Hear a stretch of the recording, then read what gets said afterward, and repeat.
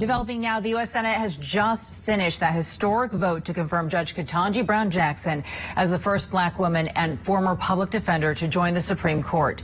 Judge Jackson, chosen by President Biden to replace the retiring Justice Stephen Breyer.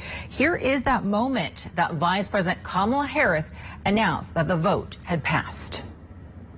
On this vote, the yeas are 53, the nays are 47, and this nomination is confirmed.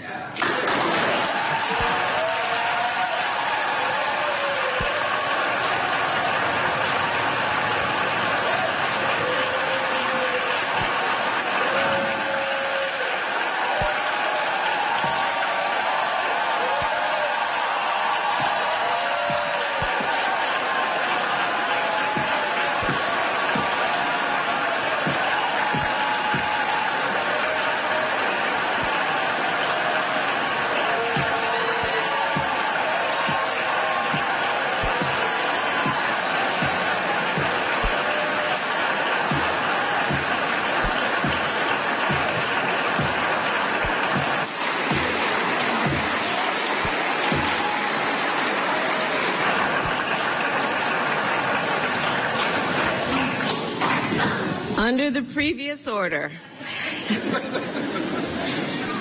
the motion to reconsider is considered made and laid upon the table, and the President will immediately be notified of the Senate's action.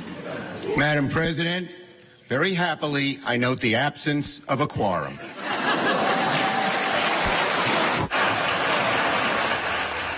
Wow, what a moment. What a moment. Let's go and bring in congressional correspondent Nathaniel Reed right here. Nate, I was just watching that moment. You saw so many senators stand up. There was a standing ovation. I believe there were members of the Congressional Black Caucus to the back of the room. Everybody cheering, applauding. And then, of course, Vice President Kamala Harris, she could barely contain her excitement. She was grinning ear to ear. That's exactly right. You saw that whole side of the chamber stand up and applaud. That was the Democrat side. Republicans had largely already left the room at that point. But applauding the fact that Judge Ketanji Brown Jackson will now be Justice Ketanji Brown Jackson. She was confirmed by a vote of 53 to 47. All 47 of those no votes, Republicans.